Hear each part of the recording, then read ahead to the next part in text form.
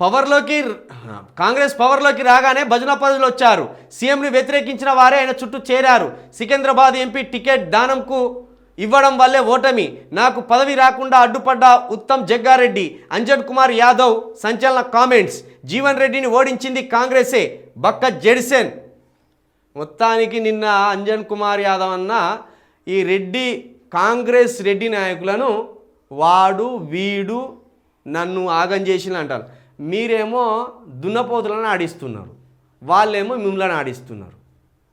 సదరు ఉత్సవాల్లో మీరు ఒక 500-600 కిలోల శరీరం ఉన్నా, అంత వెయిట్ ఉన్నా దున్నపోతులను ఇట్లా అవలీలగా ఆడిస్తారు, ఇట్లా కోతులను ఆడించినట్టు.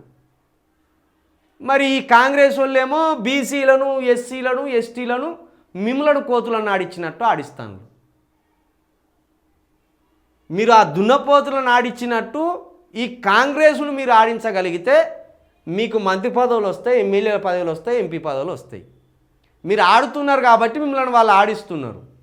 మీరు దున్నపోతులను ఆడించినట్టు ఈ కాంగ్రెస్లో ఉన్న లీడర్లను, అది ఏ లీడర్లు అయితే కాంగ్రెస్ను కైవసం చేసుకున్నారో ఆ రెడ్డి లీడర్లా, బ్రాహ్మణ్ లీడర్లా ఎవరు కైవసం చేసుకున్నారో ఆ పార్టీని, అందులో ఉన్న లీడర్లను ఈ దున్నపోతులను ఆడించినట్టు అడిగిరు.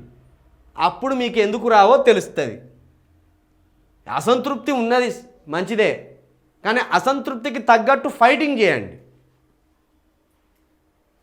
అసంతృప్తికి తగ్గట్టు ఇప్పుడు రాహుల్ గాంధీని మెచ్చుకున్నారు, సోనియా గాంధీని మెచ్చుకున్నారు, ఇక్కడ ఉన్న ఉత్తమ్ కుమార్ రెడ్డిని, జగ్గారెడ్డిని తిట్టిళ్ళు. మళ్ళీ రేవంత్ రెడ్డిని మెచ్చుకుంటాను, మళ్ళీ రేవంత్ రెడ్డిని మెచ్చుకున్నాడు. కుర్చీలో కూర్చున్న రేవంత్ రెడ్డిని గుంజి బయటపడేస్తా కదా బీసీ లీడర్లు అయ్యేది. కొంతమంది రెడ్డిలనేమో తిట్టడము, కొంతమంది రెడ్డిలనేమో పొగడము. ఇది ఎట్లా సాధ్యం?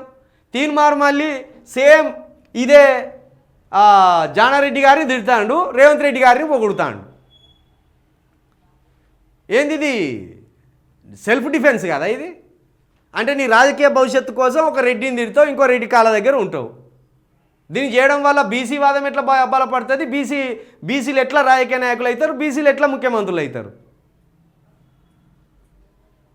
ఇప్పుడు రేవంత్ రెడ్డిని ఏమంటలేడు అంటే ఇప్పుడు రేవంత్ రెడ్డి కోటర్లో నేను లేను కదా అన్నట్టు ఉన్నది నా బాధ. నీ చుట్టూ భజన పరులు వచ్చిందంటే ఆ భజన పరుల గుంపులో నాకు స్థానం లేకపోయా అన్నట్టున్నది ఇప్పుడు అంజన్ కుమార్ యాదవ్ అన్న బాధ. ఈయన కూడా గుంపులు ఉంటే సైలెంట్గా కూర్చుండు మల్లిగాన్లాగా. కాబట్టి ఇదంతా మీరు ఒక గేమ్ ఆడుతున్నారు, ప్రజలను మభ్యపెడుతున్నారు. ఆయన పక్కకు భజన పరులు వస్తే మనకేంది? మనకు కావాల్సింది సీఎం సీటు. మరి సీఎం సీటు కావాలన్నప్పుడు ఎట్లా కొట్లాడాలి? ఎంత పెద్ద ప్రజా పోరాటాలు చేయాలి? ఎంతమంది ప్రజలను సమీకరించాలి? ఎంతమంది ప్రజల్లో ఓటు చైతన్యాన్ని పెంపొందించి మన ఓట్లు మనం వేసుకుందామనే ఆలోచనను కలిగించాలి? ఇవి పక్కన పెట్టిండ్రు. భజన పరులు వచ్చిండ్రు మీ పక్కకు, మేము బయట ఉన్నాం, మాకు కూడా భజన పరుల దాంట్లో ఒక సీట్ వేయిర్రి, మేము కూడా రోజు సపర్లు కొట్టుకుంటా ఓహో రేవంత్ రెడ్డి గారిని పొగుడుతాం అన్నట్టు ఉన్నది. ఇప్పుడు ఉత్తమ్ కుమార్ రెడ్డి చేతిలో ఏమున్నది? జగ్గారెడ్డి చేతిలో ఏమున్నది? మీరు అడగవలసింది రేవంత్ రెడ్డి గారిని. రేవంత్ రెడ్డి గారు ఎమ్మెల్సీల కోటలో నాకు ఎమ్మెల్సీ ఇస్తారా ఇవ్వరా అని పట్టుబట్టండి. ఎవరు? మన అంజన్ కుమార్ యాదవ్ అని ఇప్పుడు పట్టుబట్టాలి. ఎమ్మెల్యే కోటాలో ఉన్న ఎమ్మెల్సీలను మాకు ఇవ్వాలి, మా యాదవులకు.